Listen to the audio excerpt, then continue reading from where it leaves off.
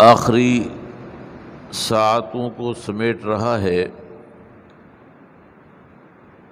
خالق کائنات نے اس امت کو ایسے نعمتوں سے نوازا کہ چن چن کے خالق کائنات نے ایک ایک نعمت اس امت کو عطا فرمائی، چن چن کے۔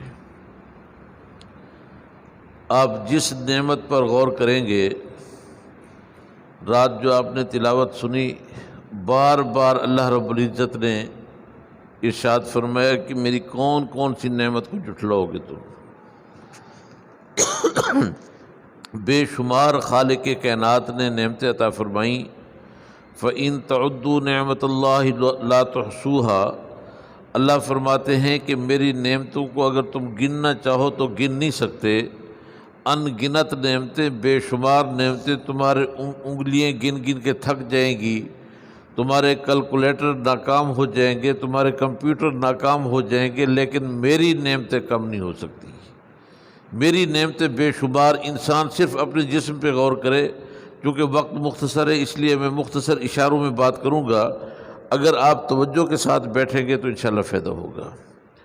تو میرے دوستو، خالق کائنات نے اس امت کو بخشنے کے لیے بے شمار بہانے انسان کو عطا فرمائے کہ تم کسی طریقے سے میرے قریب آ جاؤ، میں تمہیں معاف کر دوں گا، میں تمہیں جہنم سے ہٹا کے جنت کی طرف بھیج دوں گا، میں تم جتنا مجھ سے دور ہٹتے چلے جاؤ، ایک دفعہ یو ٹرن لے لینا، ایک دفعہ میری طرف متوجہ ہو جانا، میں تمہیں معاف کر دوں گا۔ یہ رمضان المبارک کا مہینہ بخشش کا مہینہ ہے، بخشش کا سیزن ہے۔ اس مہینے کے اندر میرے پیارے پیغمبر صلی اللہ علیہ وسلم نے ارشاد فرمایا کہ جیسے رمضان المبارک کا چاند نظر آتا ہے، شیطان قید ہو جاتا ہے، قید ہونے کے ساتھ اللہ رب العزت کی رحمتوں کی برسات شروع ہو جاتی ہے۔ خالق کائنات نے اس رمضان کو 3 حصوں میں تقسیم کیا۔ فرمایا اولہ رحمہ، پہلا عشرہ رحمت کا عشرہ، اوسطہ مغفرہ، دوسرا عشرہ مغفرت کا عشرہ ہے۔ جیسے خالق کائنات کی رحمت عام ہوتی چلی جاتی ہے، انسان صبح سے شام تک بھوکا اور پیاسا صرف اس کی رضا کے لیے، اس کے حکم کو بجا لانے کے لیے بھوکا بھی ہے، پیاسا بھی ہے، لیکن کھانے پینے کی ہر چیز موجود ہے، صرف اللہ کے حکم کی وجہ سے رکا ہوا ہے۔ اللہ رب العزت کو بڑا ترس آتا ہے کہ یہ میرے حکم کی وجہ سے فریج کی طرف ہاتھ نہیں کر رہا، مشروبات کی طرف ہاتھ نہیں کر رہا، اس کو حالانکہ بھوک بھی ہے، پیاس بھی ہے، تو اللہ رب العزت کی رحمت اس وقت جوش میں ہوتی ہے، اور بلکہ فرشتوں پر فخر فرماتے ہیں۔ اور میرے دوستو، جب اللہ رب العزت کی رحمت پہلے عشرے میں عام ہو جاتی ہے اور بار بار رحمت ہوتی ہے، تو اللہ رب العزت دوسرا انعام اس امت کو عطا فرماتے ہیں کہ مغفرت کا اعلان کر دیتے ہیں۔ دوسرا عشرہ اوسطہ مغفرہ، درمیانی عشرہ وہ مغفرت کا عشرہ ہے، اس کے اندر مغفرت ہی مغفرت ہوتی ہے۔ اور روزے دار جب روزہ رکھتا ہے تو فرمایا کہ جب انسان زمین کے اوپر روزہ رکھتا ہے، صبح سے شام تک بھوکا اور پیاسا ہے، سمندر کی مچھلیاں بھی اس کے لیے دعائے مغفرت کر رہی ہوتی ہیں۔ سمندر کی مچھلیاں کہتی ہیں اللہ، یہ تیرا فرما بردار بندہ صبح سے شام تک بھوکا اور پیاسا ہے، اللہ اس کی مغفرت کا اعلان کر دے، اے اللہ اس کو معاف کر دے، جہنم کے عذاب سے اس کو محفوظ فرما لے۔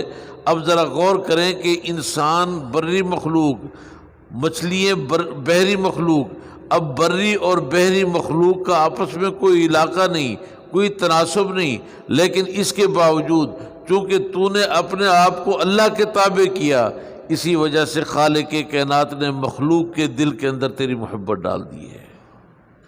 من کان للہ کان اللہ لہ، جو اللہ کا بن جاتے ہیں پھر اللہ اس کے بن جاتے ہیں۔ تو اسی لیے میرے دوستو، بعض صائم روزے دار ایسے ہوتے ہیں،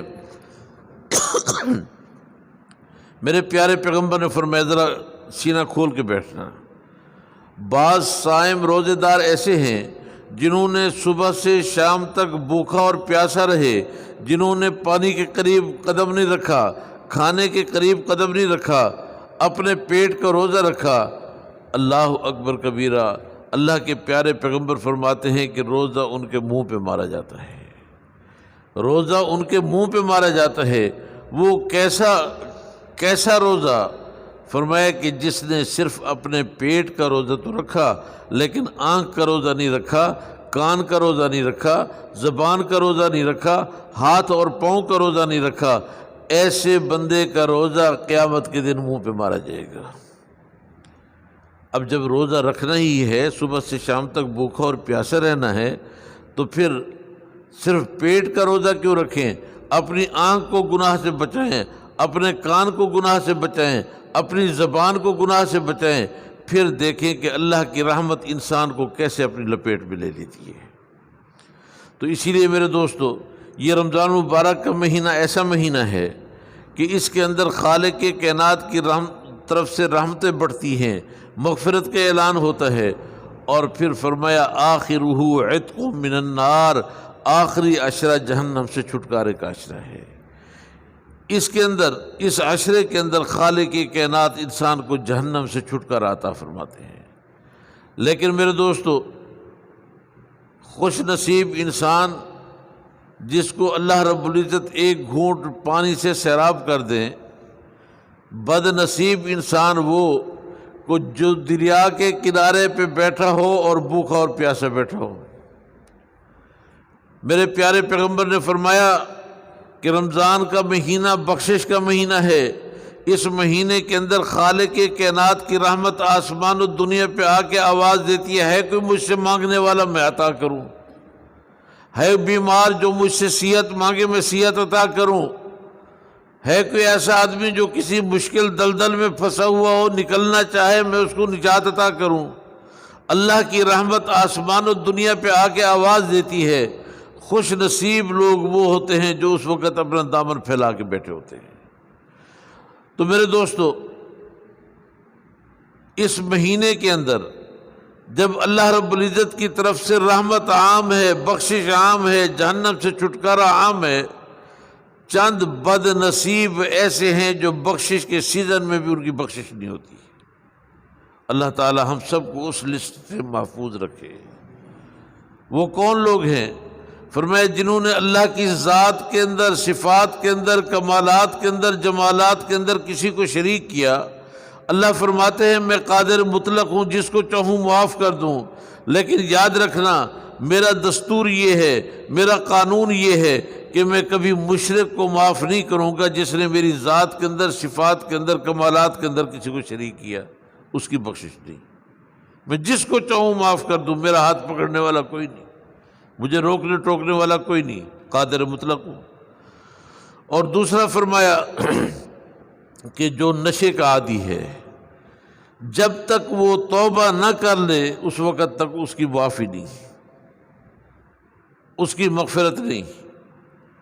اور تیسرا، نوجوانوں ذرا سینہ کھول کے بیٹھنا، فرمایا کہ جس کے ماں باپ زندہ ہوں، ماں باپ کا دل دکھایا، ایسے بندے کی مغفرت نہیں ہے، حالانکہ یہ مغفرت کا سیزن ہے۔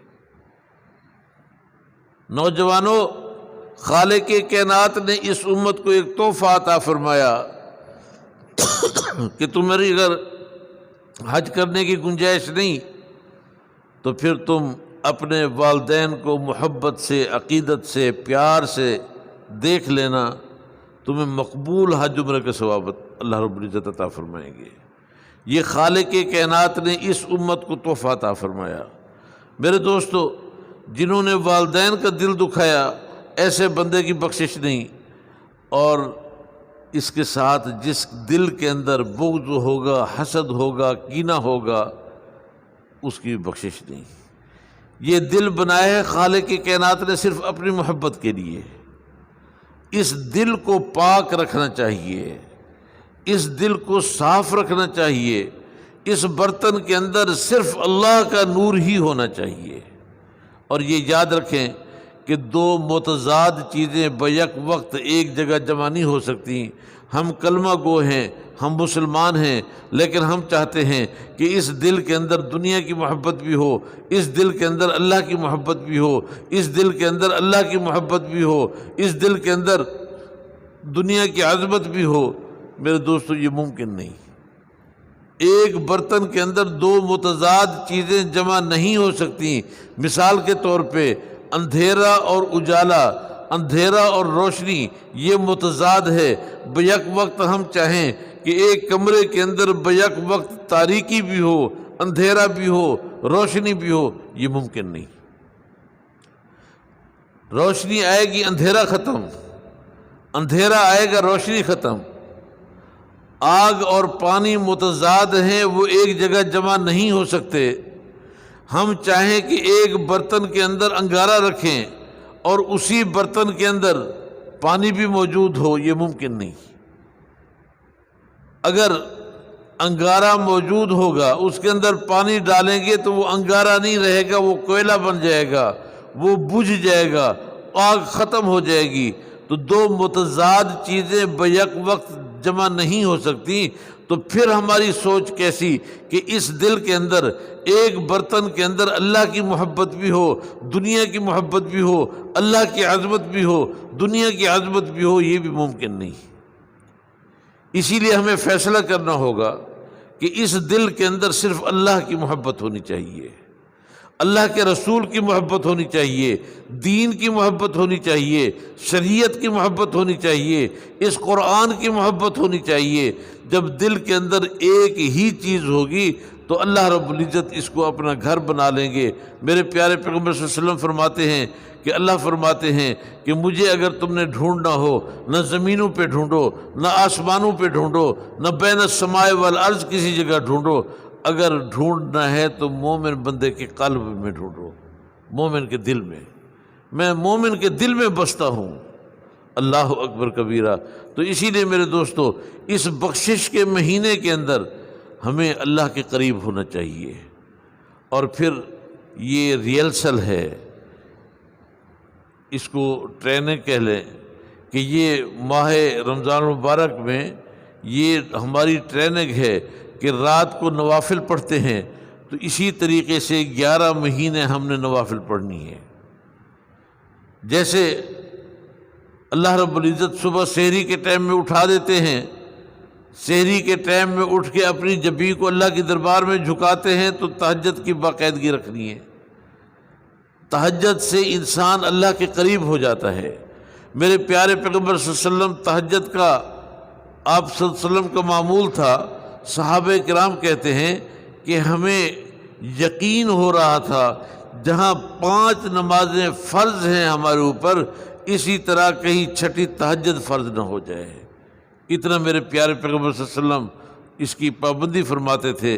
تو میرے دوستو، جیسے رمضان المبارک کے مہینے میں ہماری عادت ہوتی ہے صبح اٹھنے کی، تو اسی طرح اپنا معمول بنا لیں، تو انشاءاللہ پھر 11 مہینے اسی انداز میں جیسے صلاۃ التراویح ہوتی ہے تو اسی طرح ہم نے نوافل پڑھنے ہیں، جیسے فجر کے وقت تہجد ادا کی جاتی ہے تو اسی طرح ہم نے 11 مہینے تہجد کی پابندی کرنی ہے، تو یہ اللہ رب العزت کے قریب ہو جائیں گے۔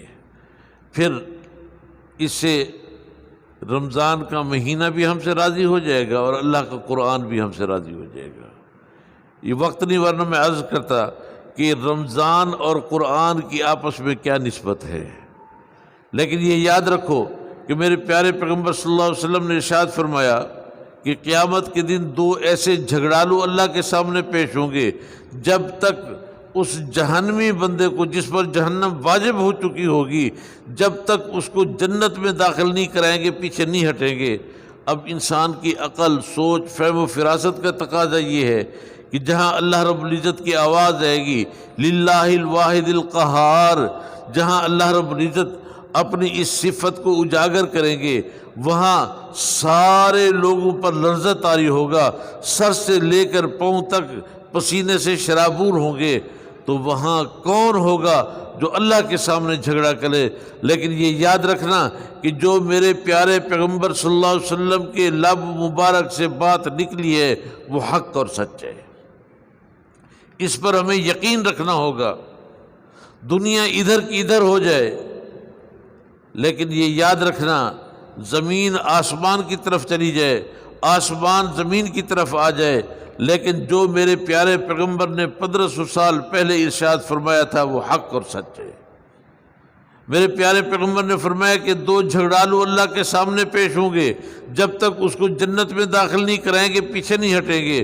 وہ کون ایسے جھگڑالو، کس کی جرت ہوگی کہ جو اللہ کے سامنے جا کے جھگڑا کرے؟ اللہ اکبر کبیرہ۔ میرے پیارے پیغمبر رحمت للعالمین کے رحمت والے لب ہلے، فرمایا ایک طرف اللہ کا قرآن ہوگا، دوسری طرف رمضان کا مہینہ ہوگا۔ رمضان کا مہینہ کہے گئے اللہ میں تیرا بھیجا ہوا مہمان تھا، دنیا میں اس بندے نے مجھے راضی کیا، یہ سارا دن بھوکا اور پیاسا رہا، سخت سردیوں کی موسم تھی، اپنا گرم نرم بستر چھوڑ کر اللہ سحری کرتا تھا، ٹھنڈے پانی سے وضو کرتا تھا، اپنی جبین کو تیری دربار میں جھکاتا تھا، سارا دن بھوکا اور پیاسا رہتا تھا، اور شام کو مصلی کی پیٹھ پہ سوار ہو کے عشاء کی نماز کے ساتھ صلاۃ التراویح بھی پڑھتا تھا۔ اللہ دنیا میں اس بندے نے مجھے راضی کیا تھا، آج تو اس سے راضی ہو جا۔ دوسری طرف اللہ کا قرآن کہے گا کہ اے اللہ میں تیرا بھیجا ہوا مہمان تھا، دنیا میں اس بندے نے مجھے راضی کیا، آج تو اس سے راضی ہو جا۔ یہ صرف الماری کے اندر قرآن پاک نہیں رکھا، بلکہ اللہ یہ صبح بھی مجھے بوسہ دیتا، شام کو بھی بوسہ دیتا، مجھے پڑھنے کے بعد عمل کی کوشش کرتا تھا۔ اللہ دنیا میں اس بندے نے مجھے راضی کیا، آج تو اس سے راضی ہو جا۔ میرے پیارے پیغمبر صلی اللہ علیہ وسلم فرماتے ہیں کہ جب ایک طرف رمضان ہوگا دوسری طرف قرآن ہوگا، دونوں جھگڑالو اللہ کے سامنے جائیں گے، جس بندے پر جہنم واجب ہو چکی ہوگی اللہ رب العزت سے سفارش کر کے اس کو جنت میں داخل کریں گے۔ تو اسی لیے میرے دوستو رمضان کے مہینے کو بھی کوشش کریں کہ راضی کریں، قرآن کو بھی راضی کریں۔ پھر اللہ رب العزت نے اس رمضان مبارک مہینے کے اندر اس ماہ مبارک میں ایک اور نعمت عطا فرمائی جس کو لیلۃ القدر کہا جاتا ہے۔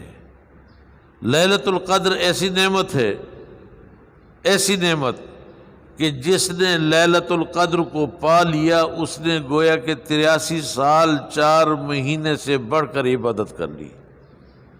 لیلۃ القدر ہے کیا چیز؟ لیلۃ القدر وہ ساعت ہے، وہ گھڑی ہے کہ جب اللہ رب العزت کی رحمت آسمان و دنیا پہ آ جاتی ہے، قبولیت کا وقت ہوتا ہے، اللہ سے جو مانگو اللہ پاک عطا فرماتے ہیں، جو مانگو، دعا مسترد نہیں ہوتی۔ حضرت ام عائشہ رضی اللہ تعالیٰ عنہ فرماتی ہیں کہ یا رسول اللہ ہماری لسٹیں بہت لمبی ہیں، ضرورتیں بہت زیادہ ہیں، ہماری التجائیں زیادہ ہیں، درخواستیں بہت زیادہ ہیں، یا رسول اللہ گھڑی بالکل مختصر ہوتی ہے، چند سیکنڈ کی گھڑی ہوتی ہے، اب اللہ سے مانگے تو کیا مانگیں؟ اللہ اکبر کبیرہ۔ میرے پیارے پیغمبر صلی اللہ علیہ وسلم رحمت للعالمین کے رحمت والے لب ہلے، فرمایا عائشہ اللہ سے یہ مانگو تو اللہ پاک سب کچھ عطا فرمائیں گے۔ فرمایا اللہم انک عفو، سارے دوست پڑھ لیں، اللہم انک عفو تحب العفو فاعف عنا، اے اللہ تو ہمیں معاف فرما دے اس لیے کہ تو معافی کو پسند کرتا ہے، معاف کر کے خوش ہوتا ہے، اللہ تو ایسی ذات ہے اسی لیے ہمیں معاف فرما دے۔ تو لیلۃ القدر کی گھڑی حضور علیہ السلام تشریف لائے اور آگے 2 بندے آپس میں لڑ رہے تھے، دل کے اندر بغض کا ہونا، حسد کا ہونا، کینے کا ہونا، خواہ مخواہ دوسرے کے سفید کپڑے سے، سفید لباس سے جلنا، اس کو حسد کہتے ہیں۔ اور حسد نیکی کو ایسے کھا جاتا ہے جیسے سوکھی لکڑی کو آگ کھا جاتی ہے۔ اب حضور علیہ السلام تشریف لائے، 2 بندے آپس میں تلخ کلامی مصروف تھے۔ حضور علیہ السلام نے فرمایا اوف، یہ کیا دیکھ رہا ہوں،